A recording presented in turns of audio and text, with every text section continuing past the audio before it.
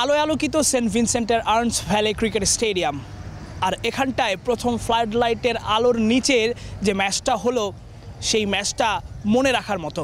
Cricket বিশ্ব এমন একটা ম্যাচ দেখার জন্য উন্মুখ হয়ে থাকেন নিশ্চয়ই, এবং ঠিক এরকমই একটা হার্টবিট বাড়িয়ে দেওয়া ম্যাচ উপভোগ করলেন কিন্তু যারা খেলাটা আসলে বাংলাদেশে ভরে উঠে দেখেছেন, কিংবা ক্রিকেট বিশ্বে যারা আসলে এই ম্যাচটা দেখেছেন তারা নিশ্চয়ই এমন একটা ম্যাচ দেখে বলবেন যে পয়সা উসুল। একদম শেষ বল পর্যন্ত ম্যাচ, যেখানে নেপাল একেবারেই খর্বশক্তির একটা দল এবং সাউথ আফ্রিকার মতো দলকে একেবারেই হারিয়ে দিতে বসেছিল, এবং সেখান থেকে আসলে এক্সপেরিয়েন্স কিংবা অভিজ্ঞতার অভাবে নেপাল হেরে গেছে। কিন্তু সেখানে অনেকটা মিল খুঁজে পাওয়া যায় বাংলাদেশ দলের সঙ্গে। এই সাউথ আফ্রিকার সঙ্গে বাংলাদেশ দলও কিন্তু প্রায় জিততে জিততে শেষ বলে গিয়ে হেরে গিয়েছিল। নিশ্চয়ই আপনাদের মনে আছে নিউ ইয়র্কের সেই ম্যাচটা, যে ম্যাচটায় বাংলাদেশ দল আসলে শেষ বল পর্যন্ত লড়াই করেছিল কিন্তু শেষ পর্যন্ত পারেনি। ওই 2 ওভারে 16 রান দরকার ছিল, নেপালেরও কিন্তু ঠিক একই রকম 2 ওভারে 16 রান প্রয়োজন ছিল এবং তারা পারেনি।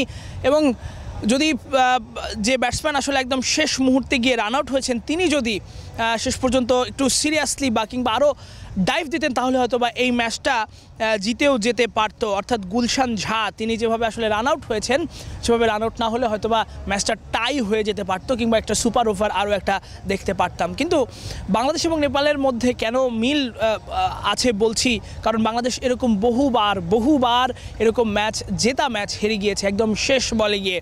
এবারে বিশ্বকাপেও তো আপনারা দেখেছেন যে এরকম সাউথ আফ্রিকার সঙ্গে ঘটনা ঘটেছে। এবং নেপালের দর্শকরা কিন্তু বাংলাদেশিদের মতোই, তারা পৃথিবীর যে প্রান্তেই খেলা হোক, যে জায়গায় খেলা হোক না কেন, তারা কিন্তু মাঠে যায়, নিজ দেশকে সাপোর্ট করে। এবং আজকে আমরা দেখেছি যে এই সেন্ট ভিনসেন্টের আর্নেস্ট ভ্যালি স্টেডিয়ামে প্রচুর নেপালি দর্শক এসেছেন এবং তারা সকলেই আসলে ঠিক একইভাবে মন ভাঙা মন নিয়ে কিংবা সেই ভারাক্রান্ত মন নিয়ে ফিরে গেছেন, যেভাবে বাংলাদেশ দলকে সাপোর্ট করতে এসে বাংলাদেশের সমর্থকরাও বহুবার ফিরে গেছে। এবং প্রেস বক্সে আমরা যখন খেলা দেখছিলাম বসে বসে, তখন নেপালের 4 থেকে 5 জন সাংবাদিক এসেছেন এবং তাদেরও সেই উত্তেজনাটা আমরা দেখেছি যেরকমটা আসলে বাংলাদেশের সাংবাদিকরা এক সময় করতেন যখন বাংলাদেশ শুরুর দিকে খেলতো কিংবা বড় দলের সঙ্গে এরকম পারফরমেন্স করতো, তখন কিন্তু এই একই ধরনের ফিলিংস তাদের মধ্যেও হতো। এরকম একজন বর্ষিয়ান সাংবাদিক যিনি অনেক বছর ধরে এখানে আছেন, 30 বছরেরও বেশি সময় ধরে, তিনি বলছিলেন যে নেপালের সাংবাদিকরা ঠিক আমাদের মতোই। যখন আমরা চ্যাম্পিয়ন্স ট্রফিতে আমরা আসলে খেলেছিলাম, কিংবা এর পরে 2000 সাল বা 2001-2 সালের সময় যখন বাংলাদেশের ক্রিকেটটা যেরকম ছিল ঠিক সেরকমই এখন নেপালের ক্রিকেট, এবং সেরকমই আসলে নেপালের সাংবাদিকদের অবস্থা। একজন তো রীতিমতো হার্ট অ্যাটাক হওয়ার মতো অবস্থা। চলছে প্রেডিকশন গেম নগদ অ্যাপে। প্রেডিকশন করে জিতুন জিক্সার বাইক, টিভি, স্মার্টফোন সহ আরো অনেক পুরস্কার। তারপর নেপাল যে ধরনের খেলা খেলেছে সেটাকে ক্রেডিট দিতেই হয়। মাত্র 115 রানে সাউথ আফ্রিকার মতো দলকে আটকে রাখাটা সহজ কথা নয়। একমাত্র রেজা হেনরিক্স, কুইন্টন ডিকক আর এইডেন মার্করাম এবং ক্রিস্টিয়ান স্টাবস ছাড়া কেউই তেমন আসলে রান করতে পারেননি। হেনরি ক্লাসেন আপনারা জানেন কত বিধ্বংসী একজন ব্যাটার, তিনি কিন্তু 3 রানের বেশি করতে পারেননি। ডেভিড মিলার 7 রানের বেশি করতে পারেননি।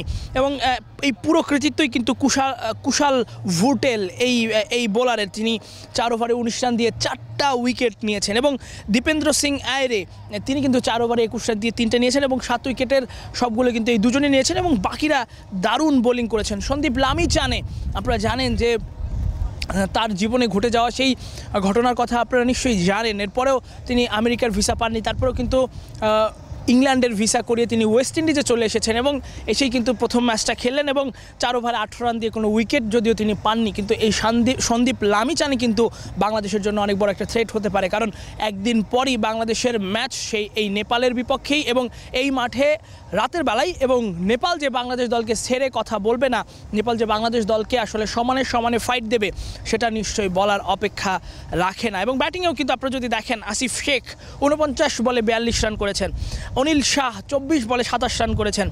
মোট কথা তারা আসলে চেষ্টা করেছে, তাদের মধ্যে ওই চেষ্টার জায়গাটা আমরা দেখেছি যে করেই হোক নেপালকে ম্যাচ জেতাতে হবে, সেই চেষ্টাটা তারা করেছেন। এবং যখন 2 ওভারে 16 রান প্রয়োজন, যে 6টা হাঁকিয়েছেন, 105 মিটার ছক্কা হাঁকানো, এটা কিন্তু কম কথা নয়। একেবারে স্টেডিয়ামের বাইরে বলটাকে পাঠিয়ে দিয়েছেন ওই রকম একটা মুহূর্তে, যে এবং এনরিক নরকিয়ার মতো একজন বোলারের বিপক্ষে ক্রেডিট কিন্তু দিতেই হয়। এবং নেপালের দর্শকদের আমরা আসলে তাদের সঙ্গে কথা বলার চেষ্টা করেছিলাম, তারা বলছে যে তারা আসলে খেলাটা এনজয় করেছে, তারা খুশি যে পারফরমেন্স নেপাল দেখিয়েছে, এই পারফরমেন্সে তারা অনেক বেশি খুশি। তাদের আসলে খুব বেশি দুঃখ নেই, ম্যাচ হারের আফসোস নেই, কিন্তু নেপাল যে সাউথ আফ্রিকাকে সাউথ আফ্রিকার সঙ্গে চোখে চোখ রেখে কথা বলেছে, এটাতেই তারা খুশি, এটাই তারা আসলে চায় এবং তারা বিশ্বাস করে নেপাল বাংলাদেশকে হারিয়ে দেবে। নিশ্চয়ই বাংলাদেশের সমর্থকরা এটা চাইবেন না যে করেই হোক, কারণ নেপালের সঙ্গে বাংলাদেশের হতে পারে একটা কঠিন ম্যাচ, এবং সেটা আসলে ঈদের দিন বাংলাদেশ নেপাল ম্যাচ, এবং ওই ম্যাচটাতে বাংলাদেশ দল আসলে বাংলাদেশের সমর্থকদের, যারা বাংলাদেশি রয়েছেন, বাঙালিদের আসলে ঈদের দিন একটা উপহার দিতে চায়, আর সেটা নেপালকে হারিয়ে, এবং সেটা নিশ্চয়ই শান্ত এবং তার দল সেই উপহারটা নষ্ট হতে দেবেন না। এই ছিল আসলে আর্নস ভ্যালি ক্রিকেট স্টেডিয়াম থেকে যেভাবে নেপাল খেললো, তাদেরকে ধন্যবাদ জানাতেই হয়, যে ধরনের খেলা তারা উপহার দিল। আপনারা আমাদের সঙ্গেই থাকবেন। এতক্ষণ আমি আপনাদের সঙ্গে ছিলাম তাসফিক পলক। এতক্ষণ আমার সঙ্গে থাকার জন্য আবারও ধন্যবাদ।